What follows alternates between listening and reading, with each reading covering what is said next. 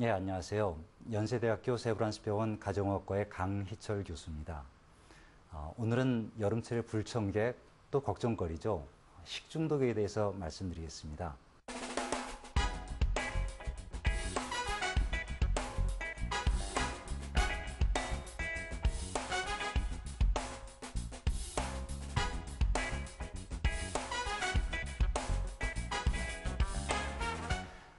식중독은 일반적으로 우리가 음식을 먹어가지고 병이 생기는 건데요.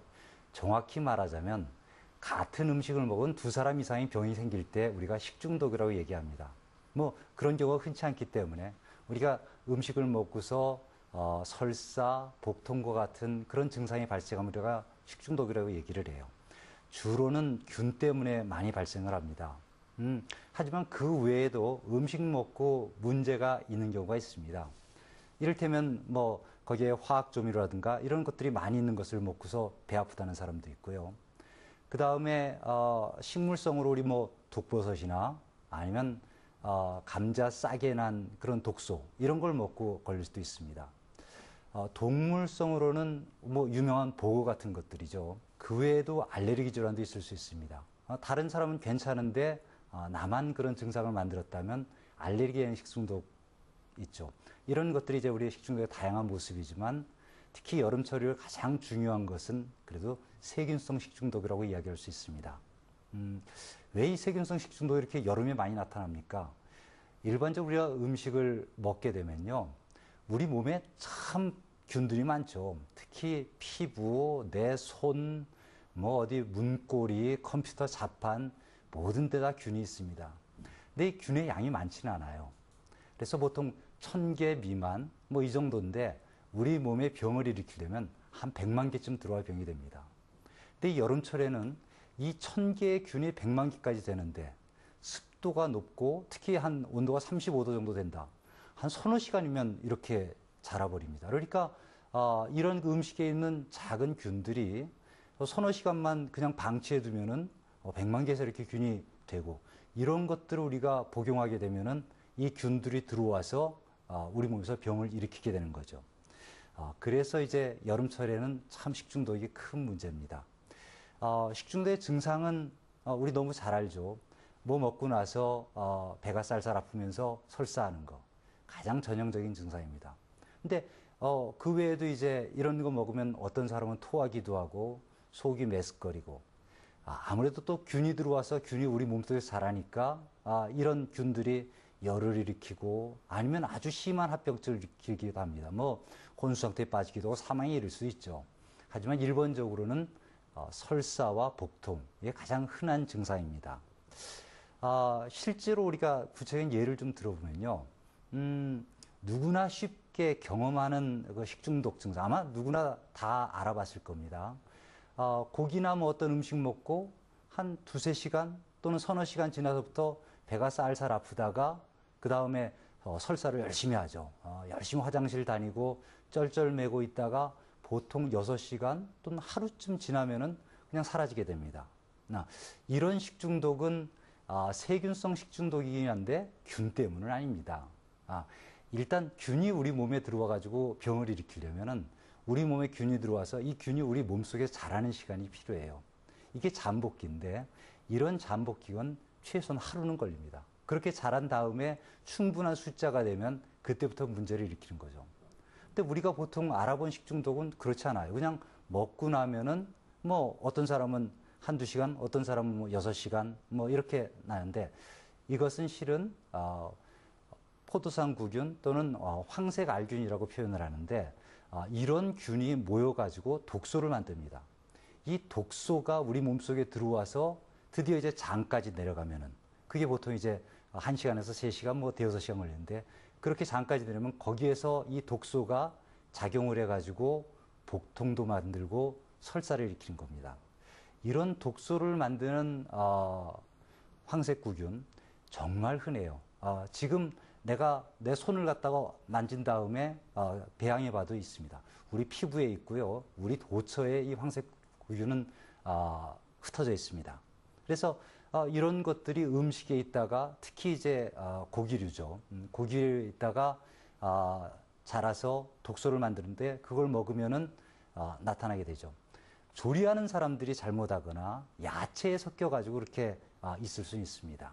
이게 이제 가장 전형적인 형태의 식중독입니다. 그러니까 먹자마자 하루 이내에 생기는 이런 식중독은 독소형 식중독이다. 그러니까 이런 독소가 장에 들어갔다가 설사를 하고 복통하고 화장실을 정말 여러 번 왔다 갔다 하죠.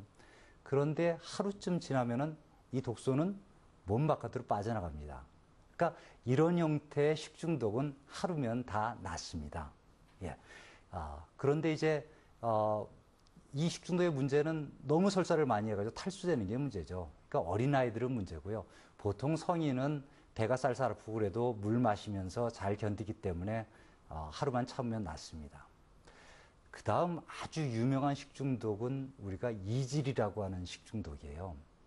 왜 이렇게 이질이라는 식중독이 많기 때문에 그렇죠. 이 이질균의 특징은요, 아주 적어도 염증이 생깁니다. 이를테면은 1000개 미만 가지고도 우리 몸에 들어와서 병을 만듭니다. 그러니까 가장 이제 걱정되는 게 이를테면 이질균을 두고 걸린 친구가 와가지고 화장실 가서 변을 봐요. 그 다음에 자기는 이제 식중독에 걸렸으니까 그래도 다른 사람에 피해를 안 끼치겠다고 손도 열심히 씻었습니다. 그럼에도 불구하고 학교에서 퍼져요. 이유는요. 예, 화장실 문고리 왔다 갔다 하는 그 정도의 만져지는 것만으로도 전염이 될 수 있습니다. 예, 그래서 아주 이질균은 아주 흔하고 뭐 대부분 우리는 한두 번쯤은 이질에 대한 식중독을 알아봤어요. 이런 이질에 대한 식중독은 그냥 물변을 줄줄 하는 게 아니라 실은 변이 조금 점액이 있습니다. 거기에다가 피도 조금 섞여 있어요. 그러고 대변을 볼 때 아픕니다. 덜 본 것 같고요. 이게 이제 이질에 의한 식중독의 특징입니다. 이런 이질에 의한 식중독도 보통 2, 3일이면 저절로 낫습니다. 저절로 낫습니다. 근데 노약자나 면역이 좀 약한 사람들, 이런 사람들은 이 이질에 의한 식중독이 아주 악화된 경우가 드물게 있어요. 이렇게 되면은 아주 열도 많이 나고요. 좀 헛소리라는 어린아이들도 있습니다. 그 다음에 경기를 하는 어린아이도 있어요. 그래서 이렇게 식중독이 있는데 열이 있다. 그러면 참 주의를 해야 됩니다.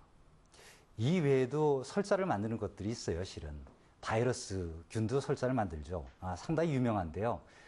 제가 바이러스에 대해서 얘기하지 않은 것은 바이러스는 여름이나 겨울이나 똑같습니다. 예, 그건 여름이라고 확 증가되지 않기 때문에 1년 연중 있는 거고 예방법은, 치료 방법은 거의 같습니다. 그 외에도 여행 가서 물 갈아 먹어가지고 생기는 설사가 있어요.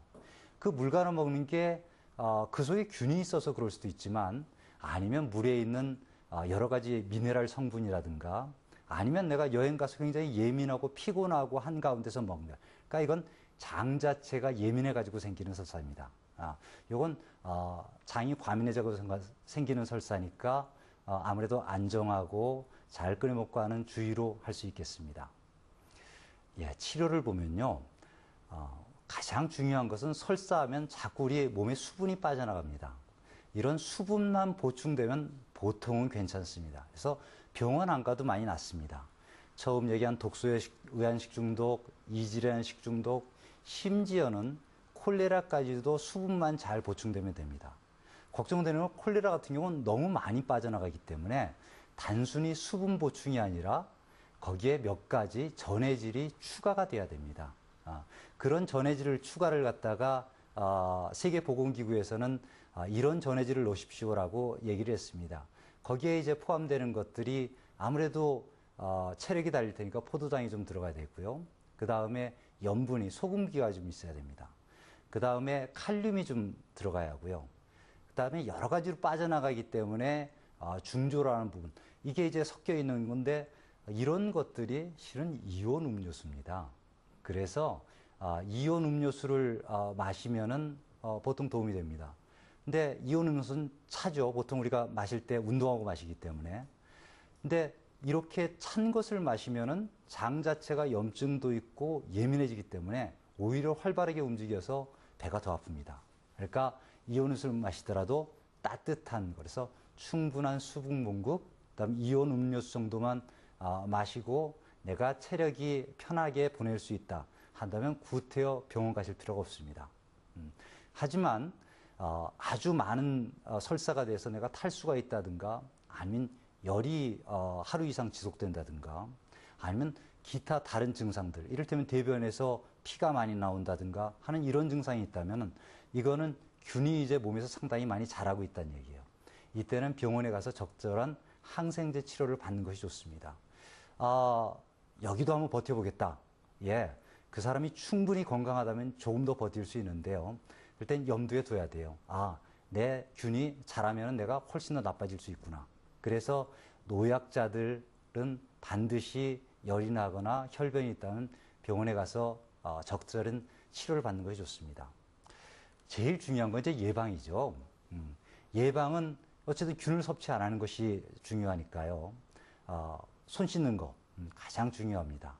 그 다음에 음식들은 반드시 철저히 씻어야죠. 가열해서 먹어야 됩니다. 잘 가열해서 먹고, 가열했으면 가능하면 바로 먹고, 이제 가열한 걸 보관해야 한다면은 아무래도 뭐 냉장고 속에 넣는다든가 해서 보관하겠죠. 근데 너무 많은 양을 냉장고 속에 넣어놓으면은 겉은 냉장이 되더라도 안은 냉장이 안 돼서 균들이 자랄 수 있습니다. 그래서 그렇게 많은 양이 들어갔을 때는 먹기 전에 반드시 다시 가열한다든가 아니면 보관 자체를 쉽게 냉장될 수 있도록 조금 작은 대로 나눠서 보관한다든가 이렇게 하는 것이 좋습니다. 냉장 보관되어 있는 것도 실은 먹기 전에 다시 가열하는 것이 좋습니다. 이런 것들이 이제 예방 문제가 가장 중요하고 그 외에도 오염될 수 있는 뭐 곤충들 안 오도록 해야죠. 그 다음에 설사하는 사람 접하지 않는 게 좋겠죠. 그 다음에 내가 좀 안 좋다. 그러면 내가 스스로 음식 조심을 하고 물 충분히 먹으면서 휴식을 취하는 것들이 대단히 중요합니다. 예, 말을 마치겠습니다. 여름철 식중독 참 걱정이 됩니다. 하지만 우리가 간단한 예방으로 도움받을 수 있는데요. 손 씻기, 익혀 먹기, 끓여 먹기. 예, 이것으로 건강한 여름 나시길 바랍니다. 감사합니다.